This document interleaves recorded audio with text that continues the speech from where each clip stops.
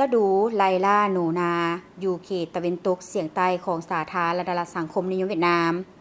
ภายหลังสำเร็จการเก็บเกี่ยวเข้าฤดูหนาวแล้วเมื่อทงนาอยู่เขตตะวันตกเฉียงใต้ของสาธารณรัฐสังคมนิยมเวียดนามยังเหลือแต่ต่อเฟืองก็เป็นเวลาเริ่มเข้าสู่ฤดูไล่ล่าหนูนาสำหรับชาวนานี่บ่แม่นเพียงแต่วิธีการกำจัดหนูเพื่อปกป้องผลผลิตเท่านั้น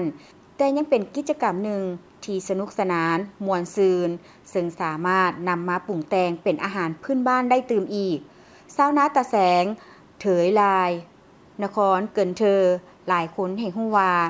การไล่ล่าหนูนาแม่นมีความม่วนซื่นหลายทำอีกก็รู้สึกย่านแต่เมื่อลึงแล้วก็บ่ย่านอีก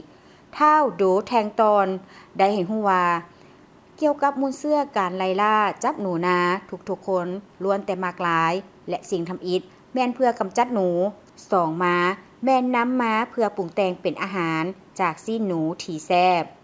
บ่ฮู้ว่าตั้งแต่ได้มาการไล่หนูได้กลายเป็นส่วนหนึ่งของฤดูกาลเฮ็ดนาอยู่เขตนี้อยู่บางตะแสงของนครเกินเธอมีเนื้อที่นาประมาณ12ส่วนห้อยของเนื้อที่นาทั้งหมดถูกหนูทำลายโดยอัตราสร้างความเสียหายสูงถึง10-20ส่วนห้อยของผลผลิตทั้งหมดฉะนั้นท้องถิ่นก็ได้ปลุกระดมการไล่ล่าหนูทั้งฤดูกาลเก็บเกี่ยวหนูมักจะอาศัยอยู่ตามสวนตามป่าโพนและคันนา